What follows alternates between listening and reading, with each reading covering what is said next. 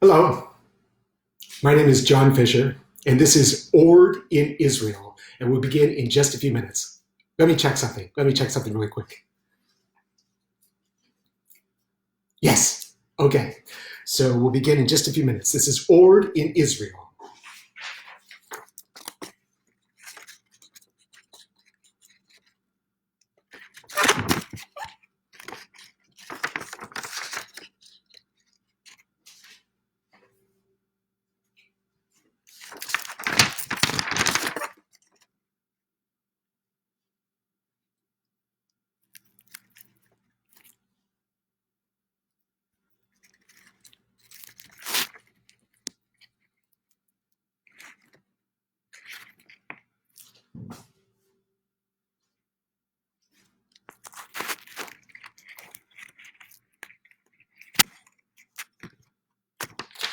You get the idea. We'll begin shortly.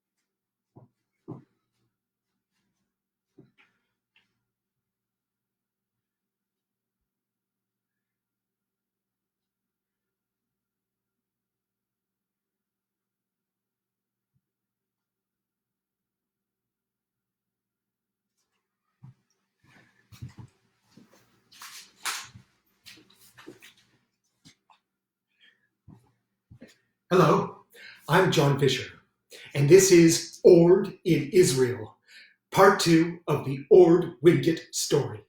Now, what's going to help this story a lot is if you make noises at home. It's an adventure story, so it needs noises. So make them at home. I'm going to make them here, but you can join me, and I can hear you. I really can, and it feeds me. It feeds my energy. So let's try some noises. It's an adventure story, so the noises are pretty basic. We need explosions. Let's try explosions. Good. No, that's good. That's good. I heard some good explosions. Yeah. How about machine guns? Machine guns. Good group. This is a good group. I can hear you. You're feeding me. That's great. And airplanes, old biplanes. Give me some biplanes. Yeah, I heard biplanes, specifically biplanes. And finally, camels, angry camels. Give me some angry camels. Good. Even more, even angrier. Yeah, that's great. That's so exciting. It's got us off to a great start. So let's begin our story. We need triumphant music at the beginning of a triumphal story. Okay, so here we go. Bum, ba, bum, ba, bum, ba, bum, ba, bum. Yeah, do it at home. Bum, ba, bum, ba, bum, ba, bum, ba, bum. Bum, ba, bum, ba, bum, ba, bum, ba, bum, ba, bum, ba, bum, ba, bum. Sir, I am Captain Orde Wingate of the British Army, the greatest army in the world. I was serving in the Sudan Defence Force, and then I was ordered home to England, to Sheffield. This is my story. Bum, ba, bum. Dramatic music. Bum, ba, bum, ba, ba, ba, bum, ba, bum, ba, ba, ba, bum, ba, bum, ba, ba, ba, bum, ba, bum, ba, bum, ba, bum, ba, bum, ba, bum. So, I got home to Sheffield. Here I was, back in England, in Sheffield. But it was a steel town. It was just a boring steel town. I thought, this is the end of my military career in this backwater. I felt like I was in prison, like I'd been imprisoned in Sheffield and could never get out. I felt trapped there. What would my future in the army be with such a poor assignment? I was terrified that this was the end for me, the end of my advancement, the end of my ambition. Fortunately, on the weekends, we had war games. War games are very simple and very exciting. Basically, one half of the British Army fights the other half of the British Army, and the two halves are trying to get better at fighting so we can take on the Germans. The war with Germany was coming. We knew it, and we had to do the war games so we get better at fighting and defeat the Nazis. So, for my weekend war game, I got my helmet, and I got my gun. I was all set for the weekend, but I was doubly excited because that weekend we had a very famous visitor. He was a great man. His name was General Wavell. General Wavell was a hero of the First World War. He'd fought in Palestine. He'd fought everywhere, and he'd become a great general. He wore a khaki campaign hat wherever he went. And he carried a riding crop. He was an impressive figure, and I knew if I got his attention, this impressive figure, that I could get advancement, I could get a promotion, but I would have to get his attention because he was surrounded by staff. There were always staff around him, but I knew how to do it because I was an expert in night actions, ambushing people at night, so I knew how to get at him.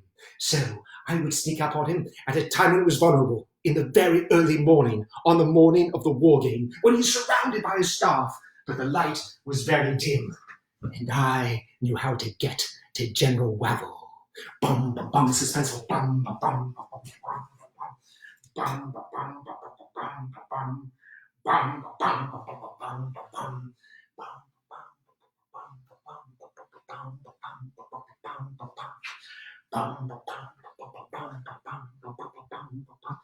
General Wavell, sir! Oh, my goodness, who the devil are you?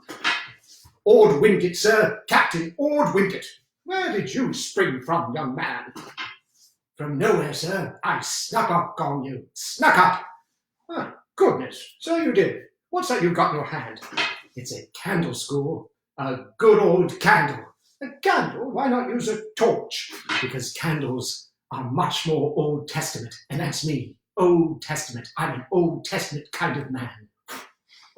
Oh, I dare say you are. So why don't you sneak up on me, eh? Sir, I wanted your attention. I want to convince you to take me with you on your next assignment.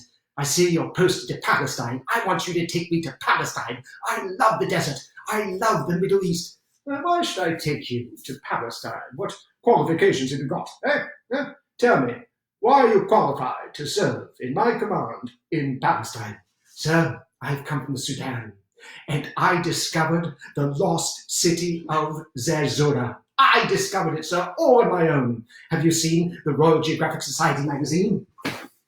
I'm in it, sir. This is me, my article on discovering the lost city of Zerzura. Oh, yes, I love this magazine. Haven't seen you. There you are. Good, jolly good. Yes, very good. Zerzura, though, that's not a real place. Oh, yes, it is, sir. It's very much a real place, and I've been there.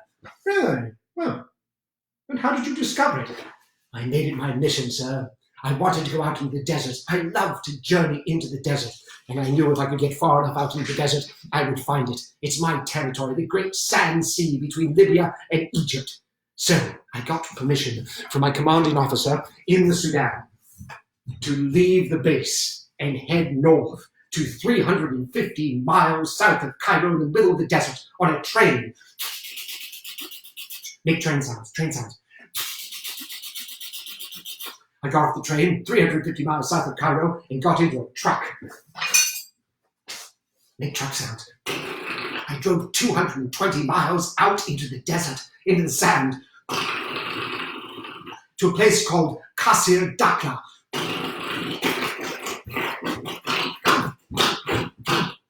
There, I'd arranged for camels. Camels would take me into the desert. I loved camels.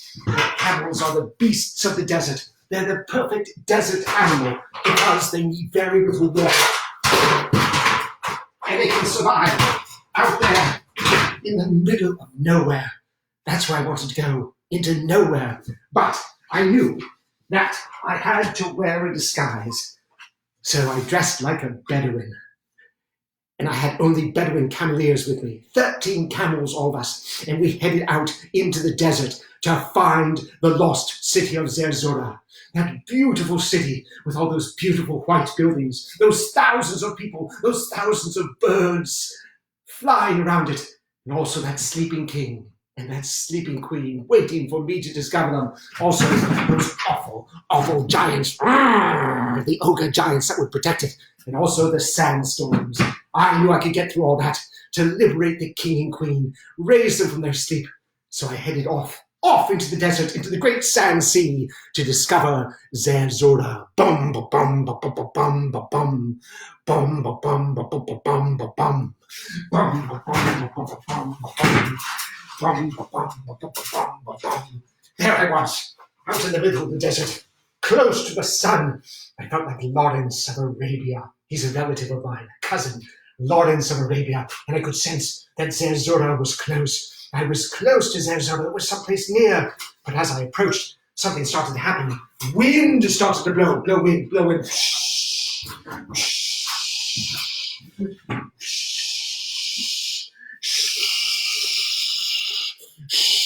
A fantastic wind blew up, and then I was surrounded by a sandstorm all around me. It was very clean sand, of course, but it was still sand and I couldn't see. It all became darkness. Nothing was visible to me. Nothing. I was in complete darkness. And I think it was in that darkness that I walked past the city, that I missed Zerzura. But eventually, the light came back to me, and there I was in the desert. Yes, there I was. So you never actually found it. The Royal Geographic Society is incorrect. You never found Zerzura. Oh, I did, sir. I did. I found it because on that day, standing out there in the desert, I discovered a camel carcass, an ancient camel carcass, and an ancient flintstone. The way they used to make fire, a flintstone lie there in the sand. These are the remains, I was sure, of the lost city of Zerzura. Fantastic! That is fantastic! Unbelievable! I can't believe that story. That is wonderful! Unbelievable! I love it! Love it! You are New Lawrence of Arabia. Yes. You met the challenge. You took those camels out there. You discovered Zerzura. And you got written up in the World Geographic Society. And you discovered that Flintstone. Yes! I love you. I love it. You're coming with me to Palestine. I've decided you need to be there with me. Oh, thank you, sir. Thank you. Thank you so much. Thank you. And just a few days later, I got my orders. I was being transferred from Sheffield to Palestine. The Old Testament, the world of the Old Testament, the Holy Land. I was going. Bum, bum, bum, bum, bum, bum, bum, bum, bum, bum, bum. Now, Palestine had previously been ruled by the Turks. The Holy Land had been held by the Turks, by the Ottoman Empire, for much, much time, centuries. At the end of World War I, the Turks had lost. They'd chosen the wrong side. They sided with the Germans and they lost bad. So their empire was dismantled. It was put away. And what was going to replace it? But Eretz Israel, the state of Israel. The Zionists were going to come.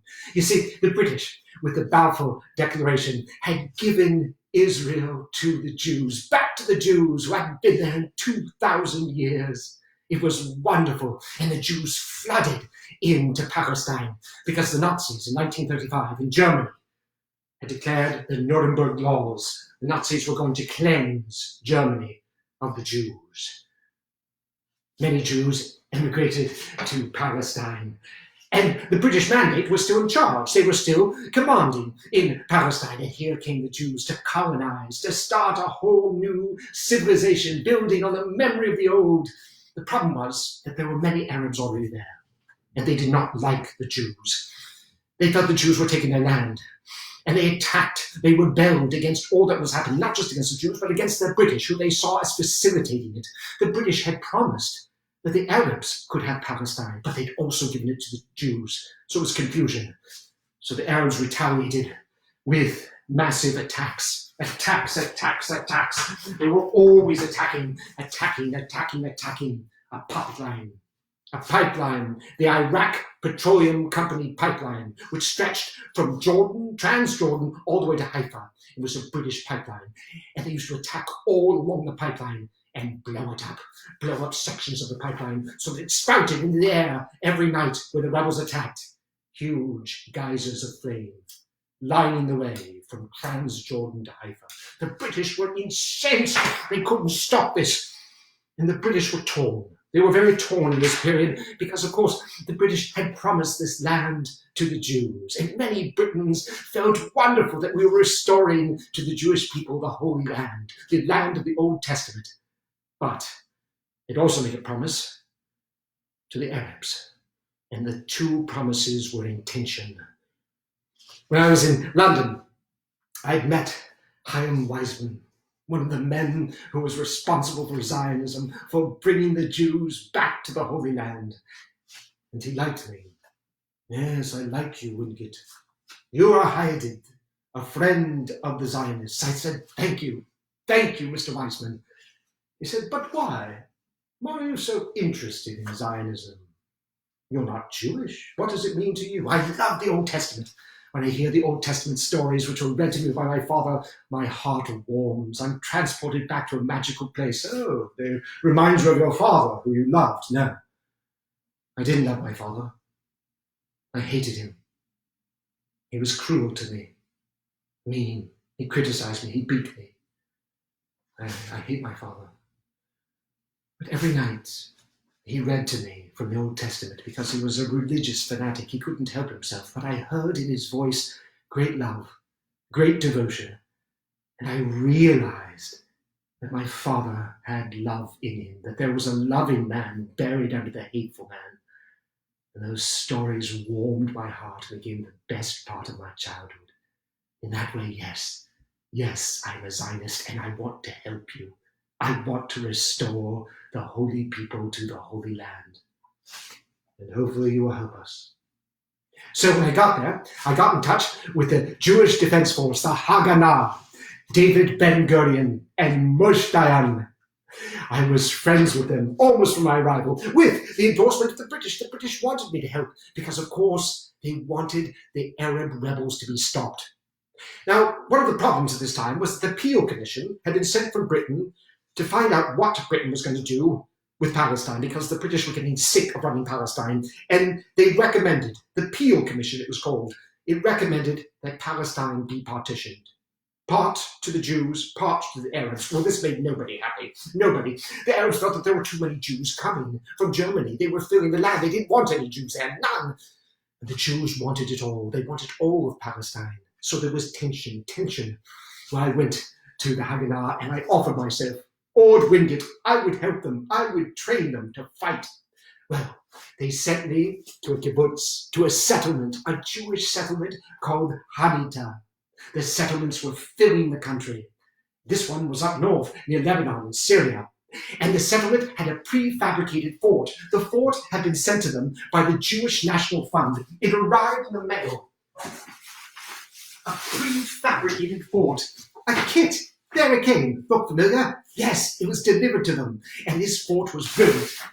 It was designed so they could fight off the Arab rebels. It had a prefabricated wall, very easy to assemble. And above the wall was a huge tower. At the top of the tower, a spotlight, so that at night they could look for attacking Arabs. And the wall was double thick, and in the middle you were supposed to put something that could resist attack. Something that was strong, something that could absorb a lot of punishment. Absorbent and strong. And this is what they sent them. Yes, and it was valuable, so it was hoarded. These were hoarded. And they were dropped between the two walls. And they made the wall absorbent of attack and strong for defense. And these forts were ready. They were ready. Gift of the Jewish National Fund. Now the kibbutz were besieged by the Arabs, always attacking. And I told them, you can't stay in your kibbutz. You must attack. And the best way to attack is at night, because people can't see you. Night attacks. Give me explosions.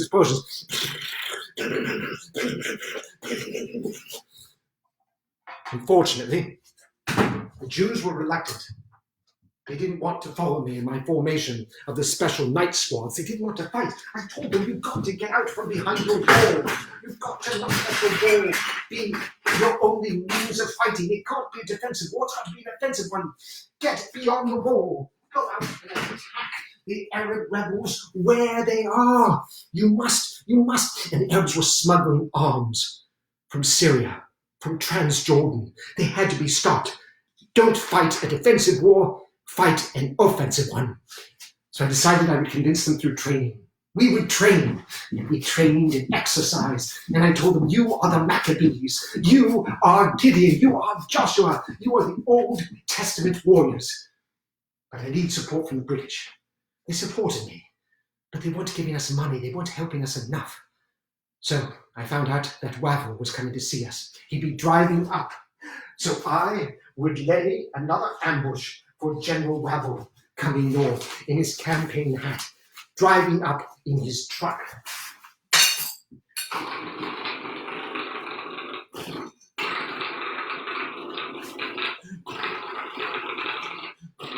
General Wavel, oh, turn that thing off, turn it off. General Wavel, turn it off. What are you doing? Who are you? It's me. It's me, sir. Me. Orde Wingate. And I've got a torch now. A proper torch, no longer a candle. Well, good for you, Wingate. How dare you ambush me on the road? What cheek? No, not cheek, sir. No, chutzpah. I've got chutzpah, not cheek. What do you want, Wingate? I need your support, sir. I need to convince the Jews to form the special night squads so that we can attack the Arabs before they attack us, preempt their assaults. Well, that's good. Yes, those night squads are attacking my petroleum line. Without the Iraq Petroleum Company pipeline, I can't fight a war. All right. You've got my support, my full endorsement, and I'll give you some money and some more British officers go to Ein Herod and launch some assaults. Special night squad. Yes, I like the name of it. Good, Wingate, good. Thank you, sir. So I went to Ein Herod, where Gideon heard the voice of God beside the stream of Herod. That's where he heard it. What could be more New Testament, Old Testament than that? It was wonderful. And I would call my force Gideon Force. So I trained the men. I trained them in what I knew to be the best way to fight night actions. First of all, you must always use a grenade. In the dark, the Arabs don't know what a grenade is. It could be a bomb.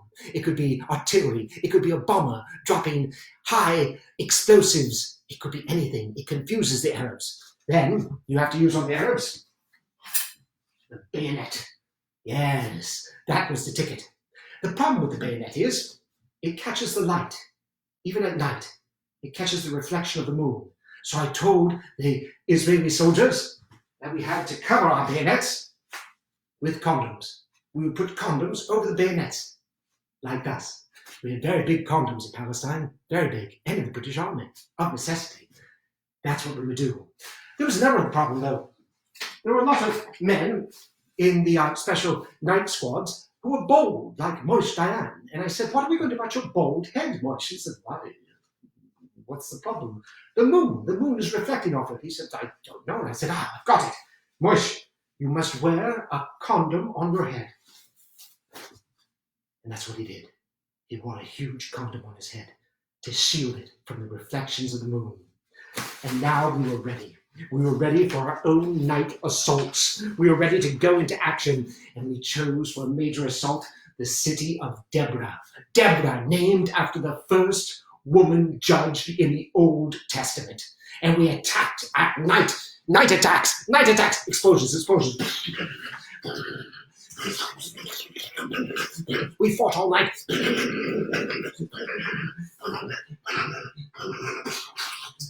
We fought into the morning. Until the sun was fully up, we were still fighting. We set up our machine gun.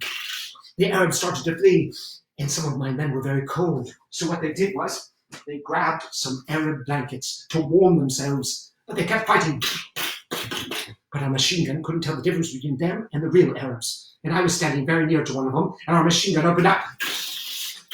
And I was hit in several places by friendly fire. I was wounded, but we scattered the Arab rebels. But I was badly wounded. It was a glorious event. We'd stopped the Arab gun runners. We'd stopped the Arab counterattack. We'd won. And General Waggle, he was so proud of me. He gave me a DSO, a Distinguished Service Order. It was presented to me at a huge ceremony, my Distinguished Service Order. And I pinned it onto my blouse with pride. I was a distinguished serviceman. I had received the highest award anyone I knew had ever gotten. The only thing bigger than this was the Victoria Cross. And I knew one day the Victoria Cross would be mine. I wore my medal with pride. I'd done it. I'd gone to the Holy Land and led the men. Success. And I told the men this was revenge for Saladin. Saladin defeated the Crusaders in 1187, and we have got revenge. We've revenged the Crusaders. Unfortunately, there was terrorism. Many Jews and Arabs took their aggression out on helpless people. They didn't always fight the rebels or the special night squads. They took their aggression out on civilians. 46 Arabs were killed by a Jewish bomb in the Arab market in Haifa. The next day, 2 Jews were stoned to death by Arabs in the Haifa railway station. A week later, Irgud killed 10 Arab civilians near the Dome of the Rock in Jerusalem. I swore that I would never be involved in reprisals against civilians. I didn't care if the civilians facilitated the rebels. I didn't care. That was the worst part of war. Civilians. Terrorism against civilians. I had my wounds, but I decided that I needed to continue with the night actions. Night actions! We're always assaulting the Arab rebels. Giving machine guns explosions. Getting them, the gunrunners. When they assaulted us, we assaulted them back harder. In the morning's light, always victory. I was becoming famous for my victories.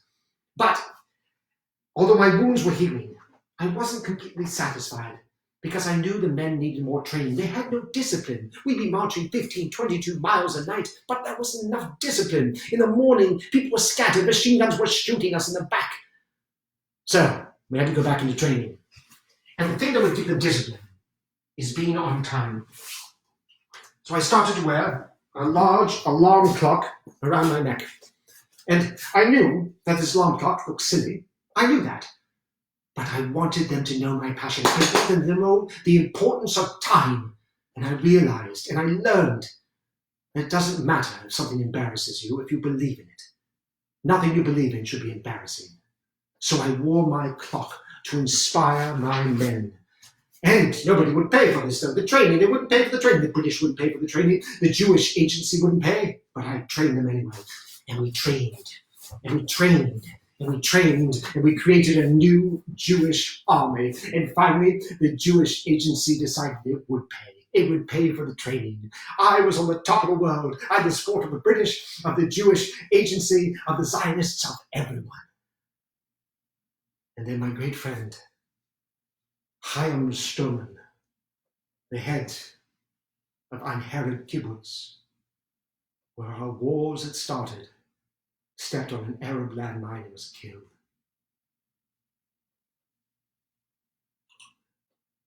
It was the first death that got to me. Up to then, it had been a game, but now it was real. I was so angry. I wanted revenge. I wanted revenge right then. And I led my SNS, my special night squads, into the Arab section of Beit Shan. And I went on a rampage through the Arab civilians. And we slashed and we burned and we burned. Responsible for killing 2 Arab civilians. Myself. In a fit of revenge. My own terrorism. But to the men, I lectured that it was moral punishment. That was allowed. If we couldn't get the Arab rebels, we'd get the people who supported them. We'd get anybody. We would take revenge. We would enact punishment. But I knew I was lying to myself because I knew that Chaim Sturman, my great friend, had said there is no moral punishment. There is only immoral punishment. I'd gone over the edge. I let my passions take control and I become a terrorist. The worst part of it was the reprisal. Terrorism is never the end. It always leads to more terrorism. And the Arabs struck back at a resort, Tiberias. They attacked it on the weekend. And they killed 19 Jews, 11 of them children.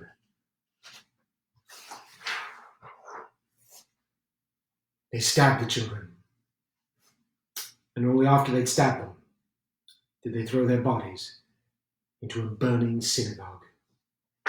11 stabbed Jewish children burned in a synagogue in flames.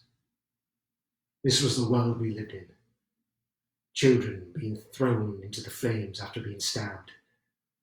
The Germans bombing Guernica to help the Spanish fascists. Soviet totalitarianism killing millions in the Ukraine. The Italians bombing with mustard gas. The Ethiopians. The Nazis on Kristallnacht, the concentration camps. This was the world we lived in. And I'd been a small part of it. My guilt was overwhelming. I felt like a prophet who betrayed my people.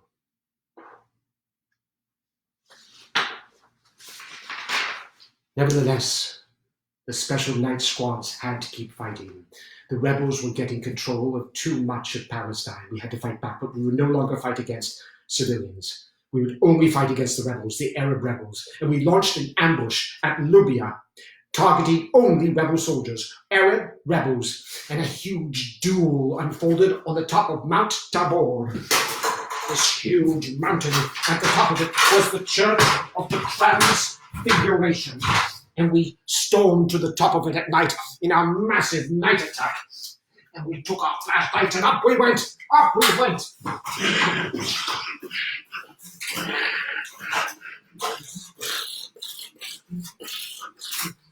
Give me some explosions.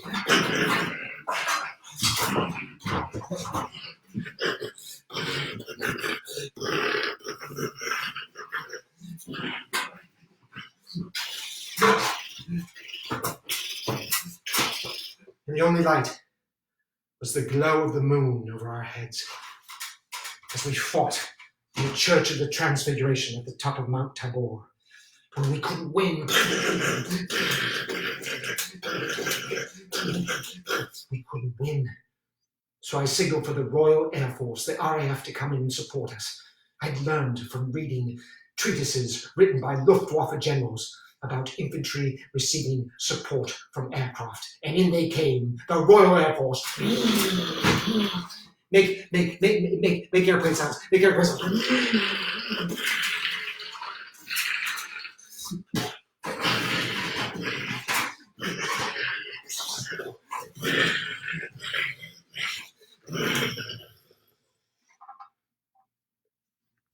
And in the morning,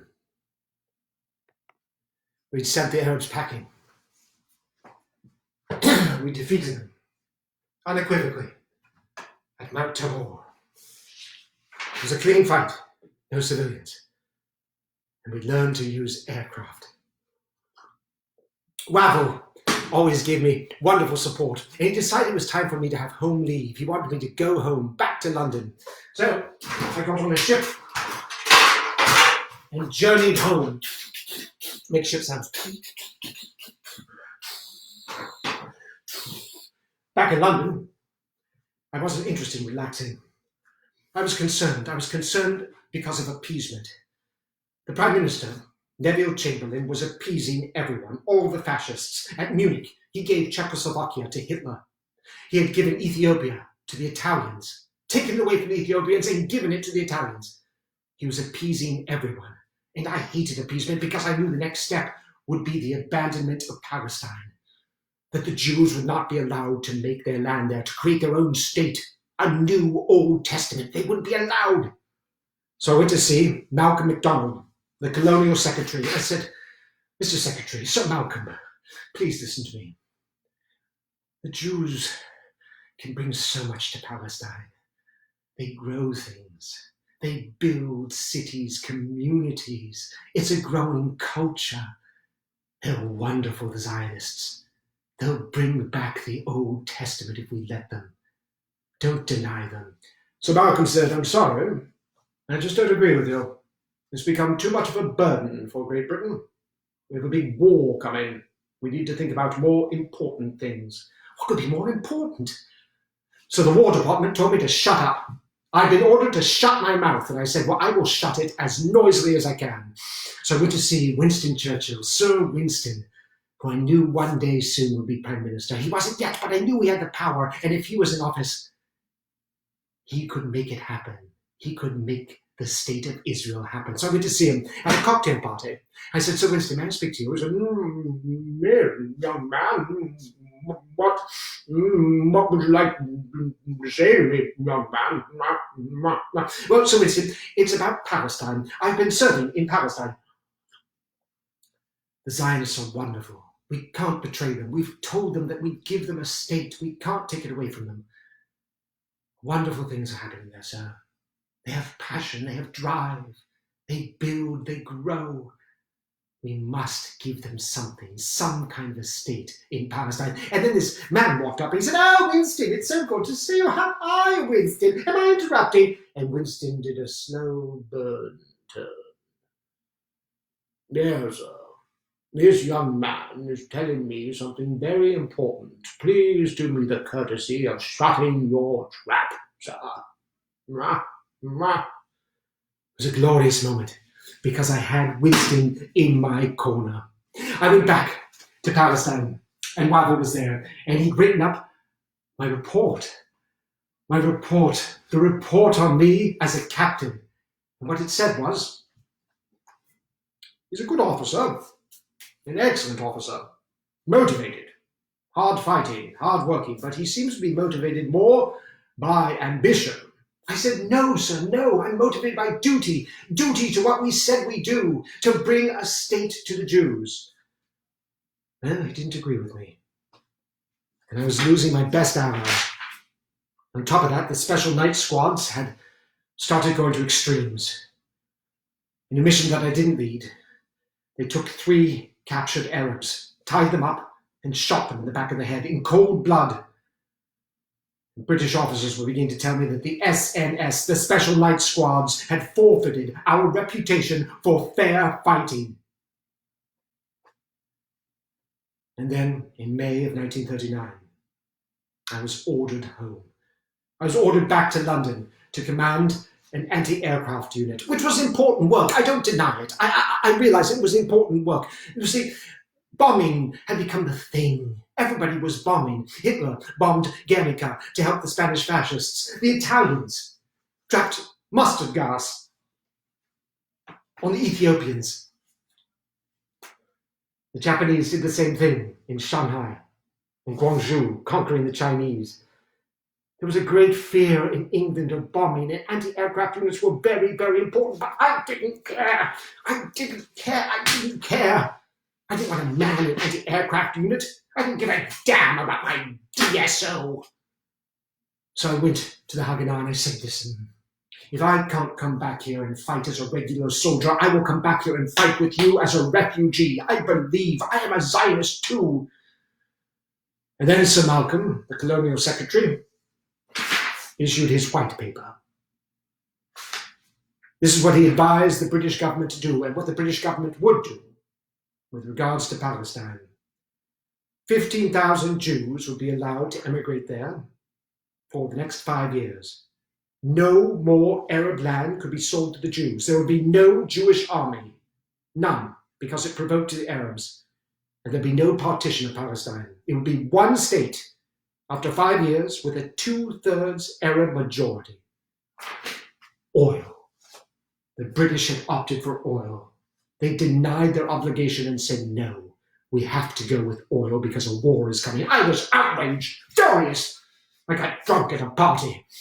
And I said, we must declare war on the British. Yes, we must go to Haifa and blow up the British oil refinery. Yes, this is what we must do. Come on, let's do it tonight. But my friends in Haganah convinced me that they couldn't turn on the British. The British were the only friends they had, and the British were going to fight Hitler. And Hitler was the enemy. Yes, the British weren't helping them, but the British were the only thing between them and Hitler. Even he could get to Palestine with his tanks if the British couldn't stop him. They told me to calm down and to go home and to man my anti-aircraft unit. And I did. And eventually, I was called forth to lead more night attacks in the Sudan, helping the emperor liberate Ethiopia for the Ethiopians. But my heart was always with the Zionists, and I will always consider myself a Zionist. And my greatest tribute was when Moshe Dayan, that great Jewish general, said, Orde Wingate taught us everything we know about fighting. Thank you for joining me for Orde in Israel, part 2 of the Orde Wingate story. The story concludes next week with Orde in Burma. That's where he went after the Sudan. Thank you for joining me. This was a Theodore Rhinoceros production of an Essential Services project. Thank you so much for being here, and good night.